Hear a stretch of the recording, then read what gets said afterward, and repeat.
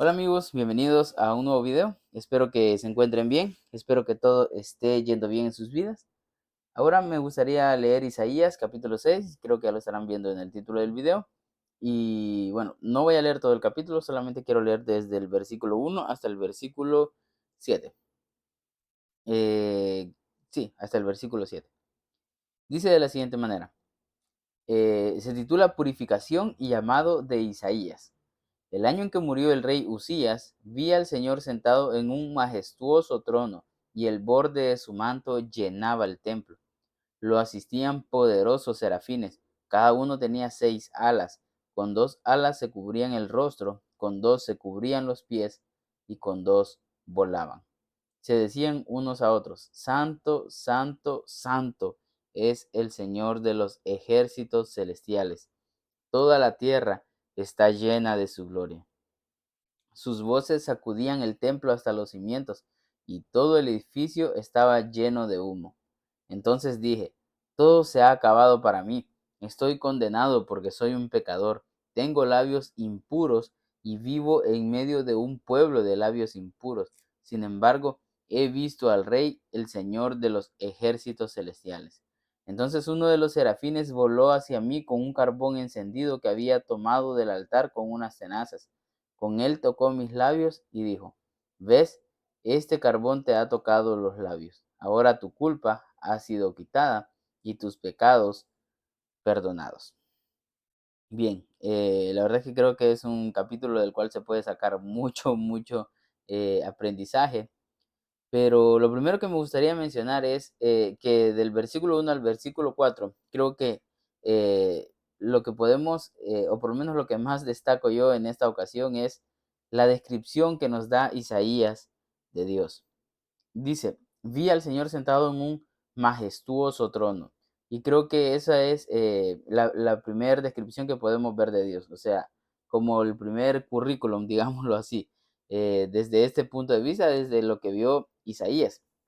Y es que Dios es un ser majestuoso.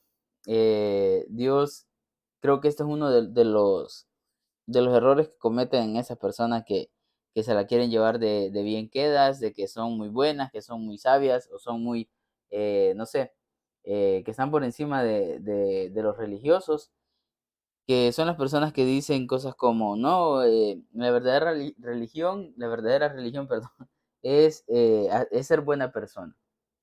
Claro, eso es muy bueno, ser buena persona. De hecho, el cristianismo nos es el único que nos da un estándar de moral, o sea, los demás no sé a qué se refieren con buena persona. Entonces, y que dicen, no, es que el universo, es que la vida, es que fuerza, hay una fuerza sobrenatural. O sea, no le llaman Dios como tal porque no quieren parecer religiosos. Pero la verdad es que no podemos describir a Dios como el universo, como la fuerza o como algo, como un ente que está ahí pululando en la eternidad. Dios es un rey, Dios es un ser majestuoso. No podemos limitarlo tampoco a decir que es un ser humano. O sea, obviamente Dios no es un ser humano, pero sí es un ser supremo y tiene características. O sea, no es como una cosa nada más que está flotando. Es un ser con inteligencia, es un ser inteligente, es un ser poderoso, y lo que nos dice acá Isaías es que es majestuoso. Él lo vio sentado en un majestuoso trono. O sea, ¿qué necesidad tiene Dios de crearse un majestuoso trono? O sea, pero lo hace porque quiere mostrar su majestuosidad. O sea, quería enseñarle a Isaías y enseñarnos a nosotros por medio de Isaías su majestuosidad. Un majestuoso trono y el borde de su manto llenaba el templo. O sea, tenía un manto, una capa de rey maravillosa. Era tan grande el borde de, de este manto que llenaba el templo. O sea, lo que vemos es un Dios generoso, un Dios abundante, un Dios majestuoso, un Dios que no se limita. O sea, es un Dios rico, o sea, un Dios millonario, un Dios poderoso. Bueno, ya vamos a hablar de eso, de su poder. Pero lo primero que quiero mencionar es eso, un Dios majestuoso. Y esto es maravilloso porque ya vamos a leer toda la descripción que nos da Isaías. Pero no solamente es maravilloso conocer un ser como Él, como Dios, sino que saber que ese Dios nos ama. O sea, Él es nuestro Padre. Nuestro Padre es un Dios majestuoso. Lo otro es que, dice, lo asistían poderosos serafines. Eh, poder. Dios tiene, eh, tiene mucho poder. Recordemos que estos serafines nos dice ella que eran poderosos, pero ¿quién los creó? ¿Acaso no es más poderoso el creador que la creación misma? Por supuesto, Dios en su infinito poder creó estos serafines poderosos. O sea, Él tiene una ayuda poderosa porque Él es poderoso. Ya llevamos dos características de Dios. Es majestuoso y es poderoso. Eh, tenían también una ayuda numerosa, porque más adelante nos dice en el versículo 4, sus voces, o sea, de los serafines, sacudían el templo hasta los cimientos. ¿Cómo se puede sacudir un templo hasta los cimientos? Solamente con la voz, cuando son muchos, cuando son miles, y esto lo vemos a lo largo de la Biblia. Por ejemplo, cuando Jesús nació, creo que fue, que nos dice que en el cielo habían muchos ángeles, o sea, no recuerdo si dice millares de ángeles, cantando, adorando, felices porque Dios había venido aquí a la tierra por medio de Jesús. Y es maravilloso, pero es una ayuda numerosa porque es poderoso, o sea, los ejércitos celestiales, no es solamente por decirlo, literalmente hay ejércitos celestiales y esos ejércitos celestiales están al servicio de Dios y al servicio de nosotros los cristianos. Ellos son de bendición, son ayuda celestial a nosotros, no estamos solos, no estamos solos en este mundo. Tenemos un Padre poderoso, con una ayuda poderosa para nosotros. No estamos solos en esta tierra. Es Él quien nos ayuda con su gran poder. Vemos también que es un Dios creativo, pues nos dice que los asistían poderosos serafines, cada uno tenía 6 alas, con 2 alas se cubrían el rostro, con 2 se cubrían los pies y con 2 volaban. O sea, Dios no hizo los serafines solo porque sí, solo porque quiero tener una ayuda, o sea, hubiera hecho, qué sé yo, lanzas, que, lanzas que se movieran por sí solas. No, Dios no hizo eso. Dios hizo unos serafines y los hizo de una manera muy, muy creativa. O sea, tenemos un Dios creativo y basta ver la creación la creación física que nosotros percibimos, o sea, en esta tierra, digámoslo así. Ves los animales y decís qué lindos son los gatos, los perros, no sé qué otra mascota te gustaría, y otros animales salvajes como los osos, los leones, los tigres, son hermosos. Y los árboles, tanta variedad de árboles, de plantas, tantas flores, es maravilloso. Es hermoso ver tanta, tanta diversidad y todo eso Dios lo ha creado. Nos dijo Jesús que ni una hoja se cae de un árbol sin que Dios lo sepa, sin que Dios lo permita. O sea, si Él está pendiente de cosas tan pequeñas, tan mínimas, si en su inteligencia, en su sabiduría está todo eso, ¿cómo no va a haber creado de forma proactiva tantos animales? O sea, ¿por qué no tuvo él la disposición de hacer las cosas? No es que, a ver qué sale, voy a tirar ahí mi poder y a ver qué animal sale. No, él decidió hacer los animales con creatividad. Todo tiene que ver con su creatividad. Vos ves la astronomía y es maravilloso cómo los eclipses solamente desde acá los podemos ver, o no sé si lo podemos ver desde otra parte del universo, o sea, se podría ver más bien desde otra parte del universo, pero lo que sí sé es que la mejor manera de ver los eclipses es desde acá, porque creo que el mismo diámetro que tiene la luna, si no me equivoco, es la distancia que hay entre el sol y la tierra, algo así. Es maravilloso, esto lo leí en el libro de Lee Strobel, El caso de los milagros, creo que ese es. Bueno, el caso del creador creo que es en el que habla de eso. Es maravilloso. Es, es hermoso cómo Dios ha hecho todo bueno y todo de forma creativa. O sea, el mismo universo, las leyes de la física, están tan bien hechas que solamente un Dios creativo pudo haber jugado como tal con las leyes. Entonces ya llevamos tres características de Dios. Él es majestuoso, es poderoso y es creativo. Lo siguiente es que es tres veces santo. Nos dice en el versículo 3 que se decían unos a otros los serafines, Santo, Santo, Santo es el Señor de los ejércitos celestiales. Tres veces santo. O sea, maravilloso, completamente perfecto. Yo creo, o por lo menos algo que aprendí, yo lo veo así, lo creo, es que cada vez que se dice santo, santo, santo, es porque es tres veces santo. O sea, es un Dios trino, Padre, Hijo y Espíritu Santo. Los tres son igual de poderosos y los tres son santos. Los tres son perfectos, se complementan entre ellos. O sea, son esos, son santos. Y la verdad que este es un tema bastante difícil de explicar y de comprender para nosotros los seres humanos. Pero lo que más me impresiona es que a pesar de ser santos, nosotros ahora podemos tener acceso a ellos. Ya vamos a hablar más de eso. Pero seamos conscientes de la santidad que tiene Él. Ninguno de nosotros pudiera ir ahora, solo porque tengo ganas, e ir y hablar con el Papa, por ejemplo. No te van a dejar. O ir y hablar con el presidente Trump, por ejemplo. O sea, no te van a dejar ir. No te van a dejar entrar. Sí puedes ir e intentarlo, pero es un hecho que no vas a hablar con él hoy solo porque te dieron ganas.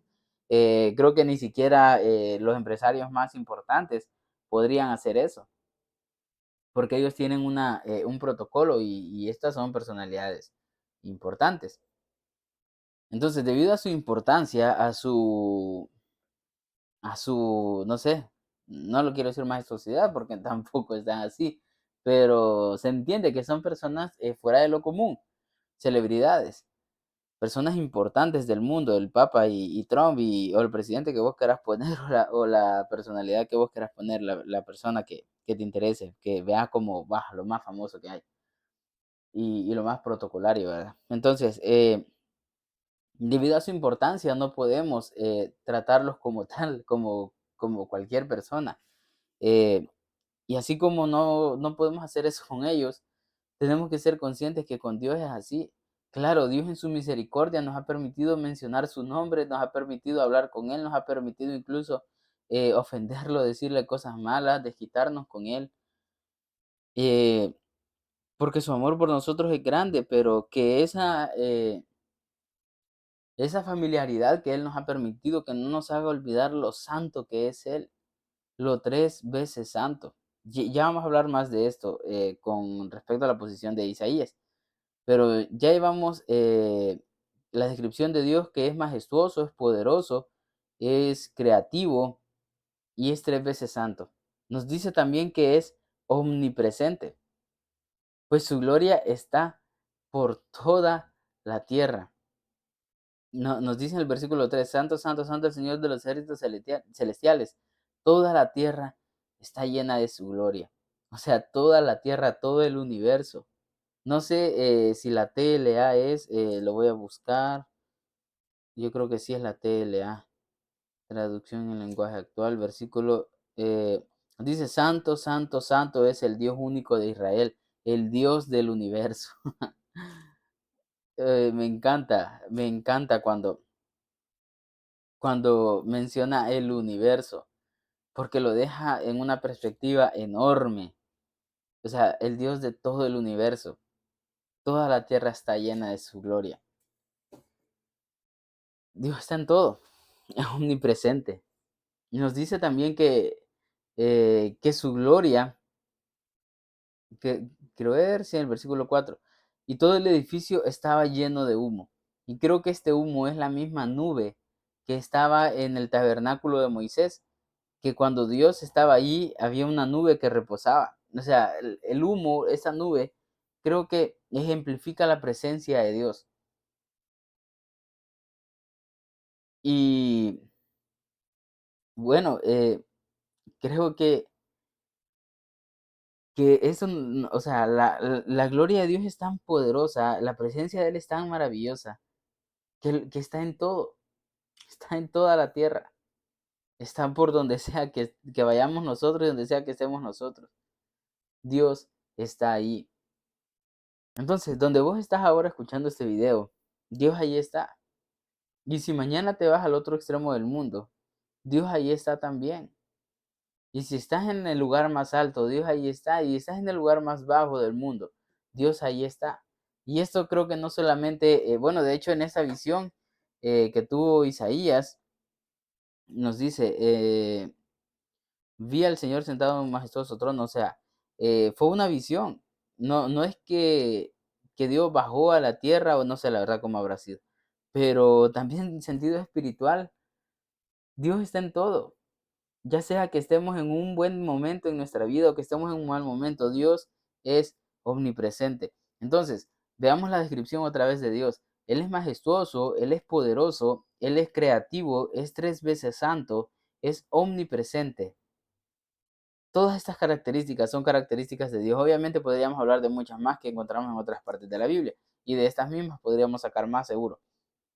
Pero ahora me gustaría centrarme en esas. Más que todo para que seamos conscientes del Dios del que estamos hablando. No estamos hablando de un Dios hecho por manos humanas. No estamos hablando de un Dios que, como nos los inventamos nosotros, de, por ejemplo, Superman, un ser súper poderoso. O sea, él no tendría que perder nunca. Porque lo hemos hecho tan bueno que no tendría que perder nunca. No hay manera de que pierda. O sea, pierde porque le bajan el poder en las películas y en las series para darle emoción, pero es que es un ser demasiado poderoso. O sea, vos ves enemigos que decís, este enemigo es imposible derrotarlo, porque claro, nosotros, los seres humanos, cuando esta gente que hace las películas de Marvel o de DC o como esas, sabes decir es imposible derrotar a ese enemigo porque es demasiado inteligente, es demasiado poderoso, pero claro, siempre hay algún error o hay algo que cambia. Por ejemplo, en la de los Thunderbolts, la vi hace poco, eh, que ves que el villano es muy poderoso, pero al final se redime por el poder de la amistad, o sea, prácticamente. Eh, hacemos seres tan poderosos que no tendría que perder, entonces pierde sentido. Pero en el caso de Dios, Él es perfecto, Él es súper poderoso, mucho más poderoso de lo que podemos imaginarnos. Y es perfecto. O sea, no tiene de más ni tiene de menos, es perfecto, está por sobre todas las cosas, su sabiduría está más allá de lo que nosotros podemos imaginarnos. Porque claro, Superman lo hacemos muy poderoso, pero no lo hicieron con tanto amor. Porque, o sea, ya estaríamos entrando en temas más profundos, en filosofía, ¿verdad? De cuál sería la base del amor de Superman, por qué diría qué cosas son buenas y qué cosas son malas. O sea, no nos da la cabeza para profundizar en eso. A Dios sí, por eso es que Dios es la norma de la moral. O sea, Dios está por encima de todo. Dios está por encima de todo. Seamos conscientes de esa majestuosidad. E Isaías era consciente de eso, y por eso que en el versículo 5 dice, entonces dije, todo se ha acabado para mí, estoy condenado porque soy un pecador, tengo labios impuros y vivo en medio de un pueblo de labios impuros. Sin embargo, he visto al he visto al Rey, el Señor de los ejércitos celestiales. Isaías era consciente de su condición, era consciente ya había visto la condición de Dios, o sea, majestuoso, santo, poderoso, creativo, o sea, perfecto, lo más de lo más. Pero él, Isaías, él era consciente que a pesar de que no era el peor de los pecadores, sí había pecado en él. Lo que hablamos de David, él estaba enfermo de pecado. O sea, no estaba capacitado para estar en la presencia de Dios. Dios es santo y todo lo que le rodea debe ser santo. Y nosotros, a causa de nuestra naturaleza pecaminosa, no podemos estar en su presencia. Es imposible alcanzarlo con nuestros propios esfuerzos. Por eso la ley solo nos condena. O sea, nosotros somos pecadores. La ley fue hecha para demostrarnos, creo que esto Pablo lo dice. La ley fue hecha para demostrarnos lo pecadores que somos.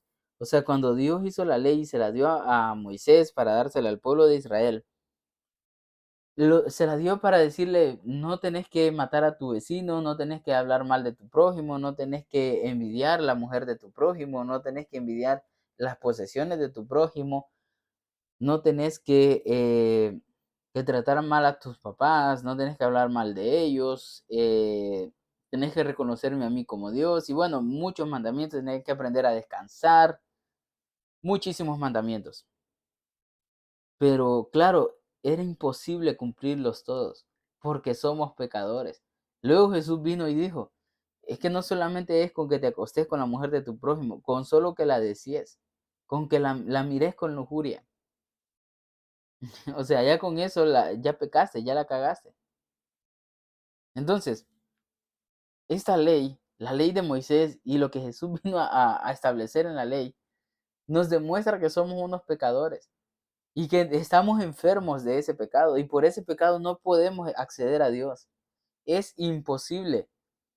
Nadie puede decir, yo no necesito a Jesús, yo voy a cumplir la ley para entonces poder ser digno de Dios. No lo vas a cumplir nunca.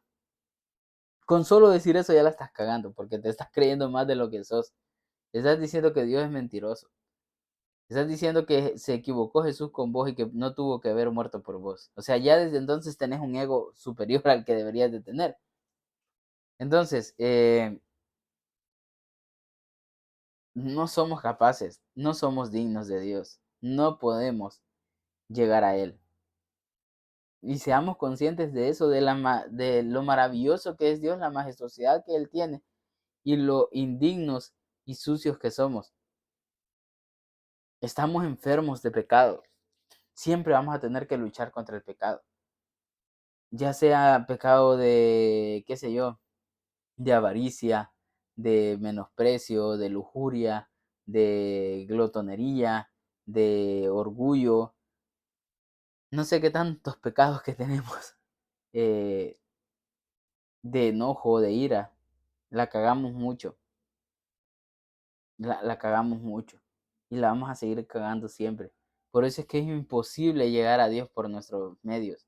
Y por eso es que Isaías sabía que iba a morir porque es tan santo Dios que todo lo que está con Él es santo. Y lo que no es santo se consume. El fuego de su presencia lo consume. Y por eso es que Isaías era consciente que iba a morir. Entonces, ahorita ya tocamos 2 puntos de este capítulo y ya vamos a terminar con el tercero. Pero los 2 puntos son que la descripción de Dios que es un ser majestuoso y la descripción de Isaías que es un pecador y que por eso no puede estar. O sea, debido a nuestras naturalezas, a nuestra naturaleza pecaminosa a causa de la cagada de Adán y Eva, por nuestra naturaleza pecaminosa, no podemos estar en la presencia de Dios que tiene una naturaleza santa. Y veamos en el versículo 6, 6 y 7 creo que es. Entonces uno de los serafines voló hacia mí con un carbón encendido que había tomado del altar con unas tenazas. Con él tocó mis labios y dijo, ves, este carbón te ha tocado los labios. Ahora tu culpa ha sido quitada y tus pecados perdonados. El serafín no le dice a Isaías, no, no, no, tranquilo, aunque seas pecador puedes estar aquí. No, le dice, es cierto, por tu pecado no puedes estar acá. Pero, ¿qué hizo? Voló hacia él con un carbón encendido que había tomado del altar con unas tenazas. O sea, algo celestial, algo que estaba santo. Recordemos, Dios es santo y todo lo que está con él es santo. Entonces, este carbón encendido había sido santificado y por eso podía estar en la presencia de Dios. Entonces, Isaías necesitó ser influenciado por algo santo para poder limpiar su pecado, poder ser digno de la presencia de Dios. Y ahora nosotros, no va a venir un serafín a tocarnos los labios o la vida con un carbón encendido. Hay algo santo para nosotros y es la sangre de Cristo. Recordemos que Cristo vivió una vida santa, Él no pecó.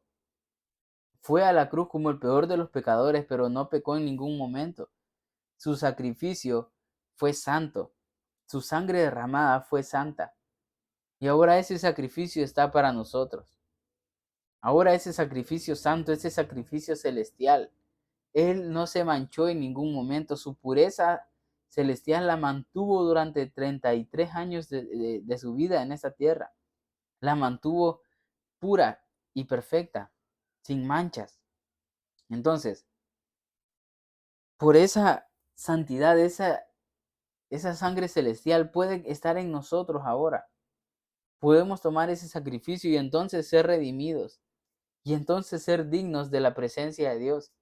Como dije, la ley lo único que nos enseña es que no podemos llegar a Dios por nuestras propias fuerzas. No podemos, es imposible.